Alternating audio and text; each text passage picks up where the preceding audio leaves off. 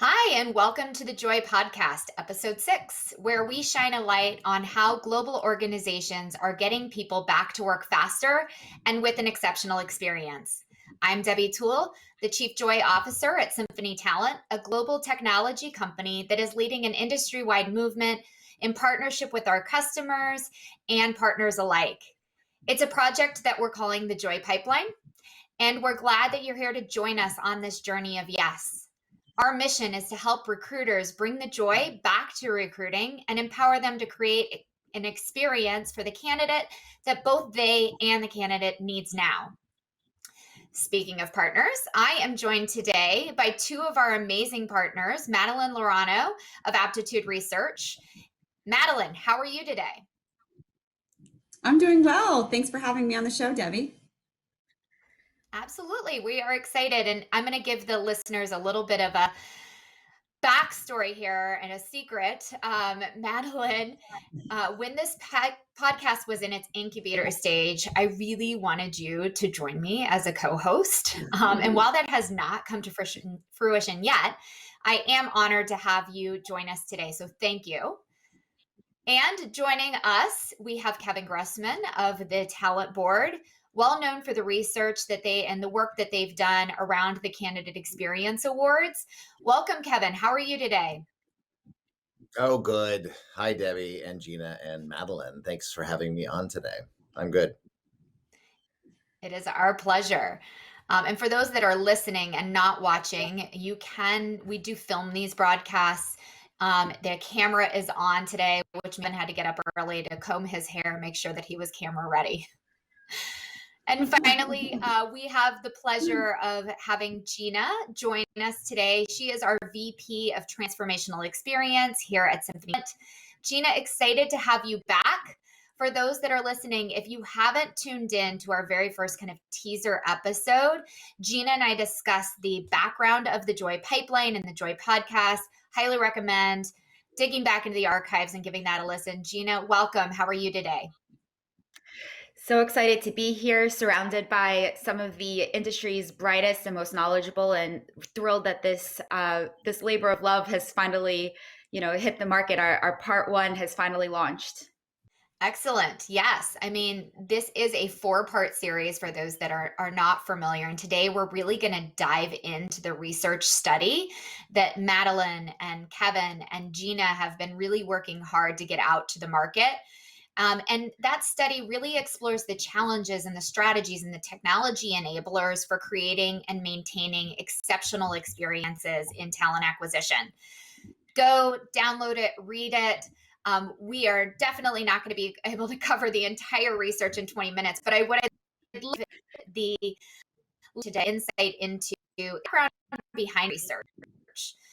Madeline, Gina, I would love to hear from both of you. Some backstory into what made you think about exceptional experiences and what makes this piece different. And Gina, we'll start with you.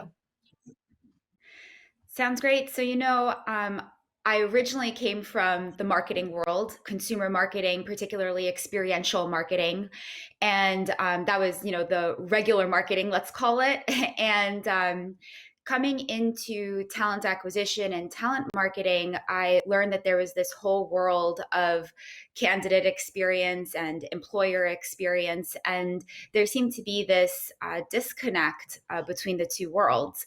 And it was just an observation. I thought maybe it was just me. And then, in fact, I was speaking with Chad Sowash about this very topic, which was really the inspiration for the basis of the report. And after learning over the years from Madeline and Kevin and the Talent Board, as well as other industry influencers, we started to kind of bring this all together. So this is actually a combination of what we've heard from many practitioners, many industry analysts, and we thought, what a great time to just publish something where it ties it all together. I'm pretty sure this is the first report of its kind, and provide both talent leaders and marketers, CMOs, and even CEOs with this foundational, very rich data that they can have meaningful conversations and really a really long overdue conversation. Madeline, this report, you are the author of the report. You brought in your own research from Aptitude Research Partners built on Kevin's rich data. Would love to hear, your perspective on that. Yeah, thank you, Gina. And this was really exciting because I think, to your point, there's so much that goes on with the consumer experience, the amount of money companies spend, there's dedicated roles, there's a huge emphasis on this consumer experience. We just don't see the same thing in talent acquisition, and the impact is the same. The impact of a bad experience directly impacts business performance. It impacts the ability to hire the best people. And it also, and the other piece I know Kevin and I have spent a lot of time talking about, is the recruiter experience. And what we're seeing today is recruiters are overwhelmed. They are spending too much time on administrative tasks. They feel this burnout that we've been talking about in a major way. They're looking for other opportunities. And that's the first impression a candidate gets, is who they meet with that's on the recruiting team. And if they're not happy with their employer, the impact just is tremendous on the organization in not a positive way. So this was really very interesting. And I know from the work that Kevin does on the candidate experience and the recruiter experience, so much has changed in the past year, but so much has stayed the same. We really haven't seen as much progress, I think, in some of these areas like communication that need to happen. Absolutely. And, I think you hit on something really key that I took out of reading the reports, which is that recruiter experience, the recruiter burnout. Nikki and I from JCPenney's touched on this in our last podcast, talking about the fact that JCPenney's recruiters are really good at selling the opportunity because they love their job. And if you don't love your job, it's really hard to sell people to come join you. And I love that we touched on that in the report and that you dove deep into it. And it touched on an area that I think is oftentimes forgotten when we talk about the candidate experience, because you can't deliver a human experience if you don't have those humans that are working at the company and loving their jobs. Let's take a step back and talk about the actual research that went into this report. Kevin, I know that Talent Board, for the first time, kind of jumped into your own research and allowed Madeline to use some of that data. Share with the audience kind of where the data came from, and what they can kind of trust in the data. Well, I've got to say, first of all, I was thrilled to bits to actually collaborate not only with Symphony Talent, but especially with Madeline, and to see how she infused the candidate experience research, which I'll explain more in just a second, with her own research, and how well I think it complemented throughout this report that we put out. It really got me thinking a lot more about future, not only collaborations, but ideas about different kinds of research that we should be doing at Talent Board too. So just to answer your question, every year we work with hundreds of employers, big and small, across industries, helping them to understand their recruiting and hiring practices as it impacts candidate experience from pre-application to onboarding. So the data, a lot of the data that we leveraged in this report was from our 2020 benchmark research report, primarily North America focused, although we do research in other regions around the world. And because right now we're just in the middle of the 2021 year and we're just starting to capture data for this year. So that was the big focus, was from that data last year. And there were some interesting, as Madeline said, big differences, as well as some of the things that just unfortunately stayed the same. And Madeline, in writing this research, digging into the Candy's data, were there any surprises for you? And I know you also, I should mention for the listeners, you paired this with some of your own research. So share with us, one, a little bit behind the methodology, and two, any big surprises. Yes, thank you. So it was great to work with Kevin, because the amount of data that they collect on the candidate experience, nobody has that. Nobody can compare to that data.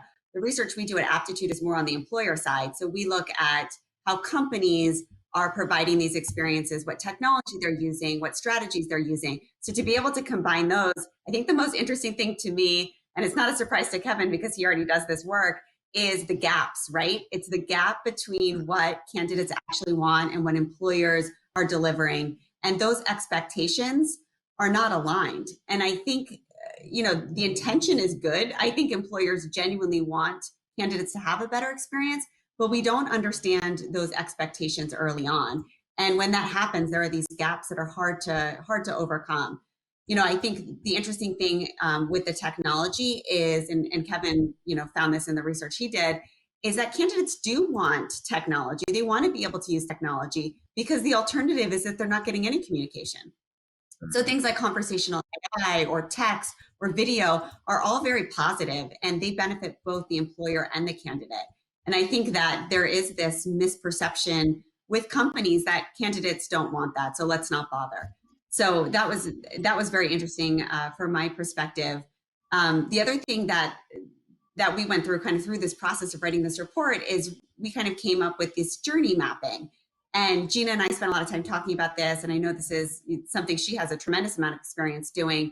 But I kind of put together a recruiter one and then a candidate one, and then Kevin and I were chatting, and he had gone through this whole process, and what they put together at the talent board was amazing to see all of these different stages in the candidate's life cycle and then where those gaps are. And it just fits so perfectly, I have to tell you, with the report, to be able to use that model and use that candidate journey right in the report fits so well. So it was great to see kind of it all come together, and to be able to see those gaps and then to see the synergies between Aptitude and the talent board. Absolutely. And I think the synergies you could see throughout the entire report. I want to kind of double click into one data point that just stuck out to me. Madeline, in your research, you shared that recruiters today are spending up to 16 hours a week scheduling calls and 10 hours a week searching for candidates in their ATS. To me, to see those numbers clearly called out when we talk about the fact that the candidate is wanting, and you talk about this in the report, and Kevin, you talk about this all the time at the talent board. They are looking for transparency. They are looking for communication. They want a human element when it comes to feedback, but they don't need a human element to schedule a call. They don't need recruiters to be spending hours trying to find their resume. These are two areas that so clearly to me scream, use technology. There is a ton of technology on the market to help in these two areas. If you're giving no recruiter even has 4 hours, to be spending on just looking for a resume and scheduling calls. And because they're spending that time, they have no time to actually create that human connection. That to me, throughout all three of these reports, just kept coming to the top of my mind of like, this is mind-boggling. Madeline, as you're working with companies, is this something they're aware of before you call it out to them? And what are they doing to improve this? Yeah, it was such a shocking thing, I think, to see that in the data. And then when you talk to recruiters, you do understand that is a huge pain point. And, they've got this set of tools that oftentimes are very difficult to use and don't provide a great experience. So I think that there's a disconnect between what recruiters actually experience on a day-to-day and what the employer or the head of TA understands is happening for their recruiting teams. And that is, if you have companies with 100 recruiters, 200, 300 recruiters, that's a huge part of your employee population that is spending their time not on something that's meaningful or strategic. And, I think the impact is on the candidate, but I think if you look at what Kevin's outlined as the pillars of a positive candidate experience with inclusivity and feedback, they're not able to deliver on that if they're spending all that time on administrative work. And Kevin, employers come to you because they want to know how they're doing. They want to see how they're benchmarking against their peers. They want to do better. Do you find that you've watched companies improve year over year? What kind of value are they getting out of looking at their own process and benchmarking it across others? This is not as straightforward that I think if we were to go back in the Wayback Machine of when Talent War was first started, of what we were anticipating seeing over time. One of the things that's been fascinating to us year after year is that companies that do participate are leaning in on improvement, meaning they want to understand their strengths and weaknesses. They want to benchmark their candidate experience, and they want to do better. The problem is that sustaining those changes over time is one of the most difficult things that we see organizations do, because, for example, who plans for a pandemic, right? Leadership changes in the organization, changes on the recruiting team, merger and acquisition activity that can occur, new products and services launches. One day we're surging hiring, the next day we're freezing. And so over time, we've worked with over 1,000 employers over the past 10 years and had over 1 million candidate responses. And yet, out of all the companies that we've worked with and those that have consistently participated year after year, it's really just a small group, a handful that have consistently sustained and have a significant hiring volume as well. We're talking about large organizations, consistently sustain that positive experience over time. It is not easy to do. But I want a quick connection dot point to what Madeline was saying about, and what we're all talking about the time constraints that recruiters have. The reality is that most candidates, and if for any given job, are going to research and apply, and that is the end of the road. That is their experience. They will never have much, if at all, human interaction. That's why we have the technologies that we have. That's why we have Symphony Talent. That's why we have this Joy platform. That's why we have these things, so that we can really automate and still have positive candidate experience in the front end, while we free up more time for the human interaction for that smaller tier of folks that actually get screened, assessed, interviewed, and so on. I'll get off my soapbox. There you go. No, but you're right, Kevin. And stand on. The Candies, the Candy Awards are so well respected, and every talent acquisition leader is looking at that. And like you said, their peers and the benchmarks and how they're performing year over year. And it's something that they want to do. Like Madeline said, candidate experience is on the top of talent acquisition leaders' agendas. I spend a lot of time speaking with our customers and talent leaders across the board, and it's something that they're aware of, that they want to improve the candidate experience. I think that there's also a disconnect between what talent acquisition leaders are trying to do and trying to achieve and trying to improve, and the business priorities, budget, resources, attention, emphasis on candidate experience, prioritizing the candidate experience, seeing the potential value, potential missed opportunity, making that clear business connection. It seems to be that there's something disconnected there, which puts a lot of pressure on the CHRO heads of talent acquisition. And then, like you're saying, obviously that trickles down to the recruiters and not having the technology and resources that they need to create a great candidate experience. And I absolutely agree about the setting expectations, aligning expectations. First, we have to see what the expectations are before you can exceed expectations, both candidates and of the employer. Yeah, it's a really good point, Gina. And we are seeing this today, but it's going to be compounded in the next 6 months. We are seeing not only recruiters being burnt out, but employees in general. The pandemic has taken its toll, and now things are opening up and people are moving jobs. There's also an increase in hiring. So everything that we're talking about is going to be magnified over the next 6 months. And yet I don't think that recruiter hiring and funds for talent acquisition are going to be there to support it, at least in the short term. I'll open this up to whoever wants to comment on it. Are you guys seeing that as you talk to employers and customers today? Because it is top of mind of most of the talent acquisition professionals that I'm talking to. Madeline? Yeah. From my perspective, I see hiring's picked up. I think a lot of people are saying this is going to happen in a few months. The companies I'm talking to, it's already happening, and they're overwhelmed. And I think what I'm seeing is kind of less about the budget. I think that some of them have the budget, is that they don't have the support. They might have reduced some of their talent acquisition teams, and they're not necessarily bringing them back.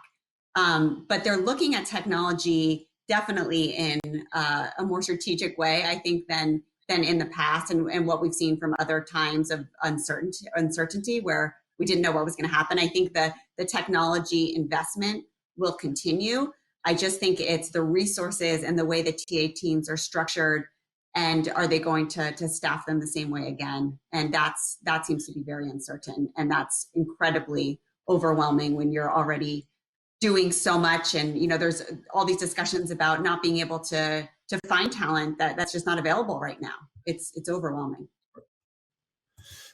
We just did a short one-off survey, that something that we did last year about the impact of COVID on recruiting and hiring. And now that we're all going back to work, I mean, I know that there's been many industries that have fared okay over the past year and that have continued to recruit and hire and have had budgets, and even to that point of the constraints of the team of how we're going to apply that budget going forward. Besides technology, the thing that we're hearing now is that the companies that are struggling with what kind of a model of how they're going to go back to work. So whether that's a hybrid model of, mostly remote, some on site, again, it depends on the industry and the kind of business you're in. Obviously, if you have to be in the store, in the plant, in the office for whatever company and industry you're in, that's a different scenario, right? Because we talk a lot about remote, and yet not everybody really can and has been able to over the past year.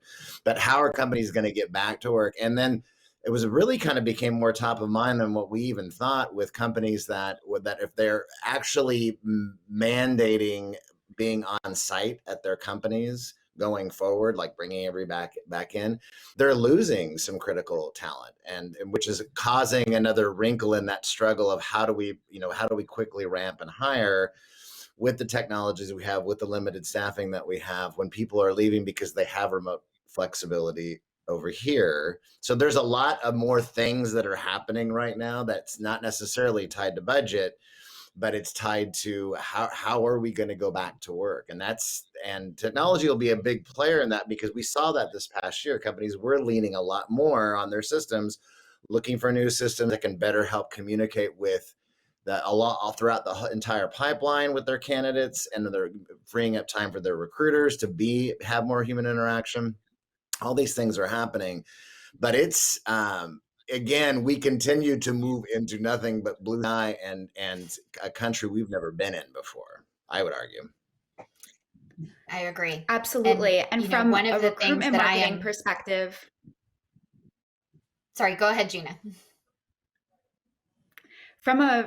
Absolutely, Kevin and Madeline, and from a recruitment marketing perspective, this disconnect has always existed. Like you said, Debbie, it's been accelerated and magnified, but it's also that disconnect has always been there. And Madeline, you touched on it earlier about that journey map, having that visibility into all of the touch points across the experience for a candidate from, across the recruitment marketing experience.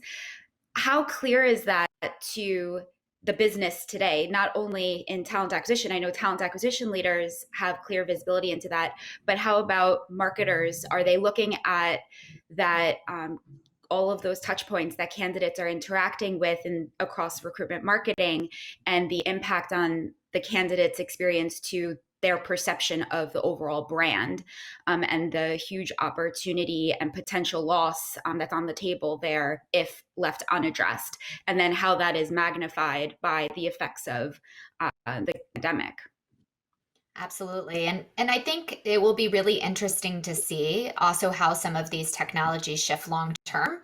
One that just clearly, calls out to me, you mentioned, Kevin and Madeline, in the research report, that one of the biggest challenges that's facing talent acquisition professionals is finding and attracting talent. And remote work makes that more challenging, because now you can hire from anywhere, which is great, but the job boards haven't caught up yet. They still require this idea of a city and state in your job posting. So those are things that in the back of my mind, I'm thinking, okay, how is the industry really going to transform itself? Who's going to be the first to do it right?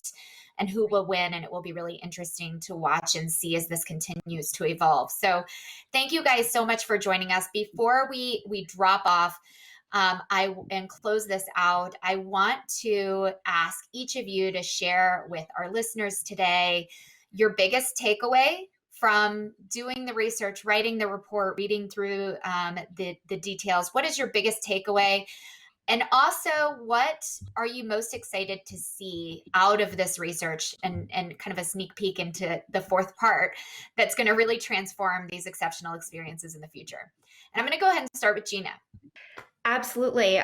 So from my perspective, and maybe I'm biased because I come from marketing, from a marketing background, but each marketing and recruitment marketing are very complex, very challenging.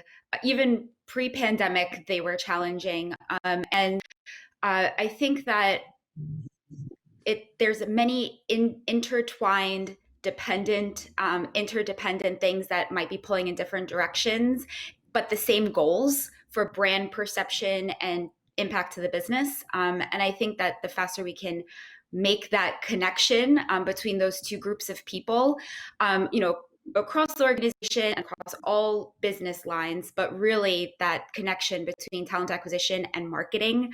I think that I'm the most excited to see that happen. And I hope that I believe that this report is a strong foundation to have those meaningful data-driven conversations.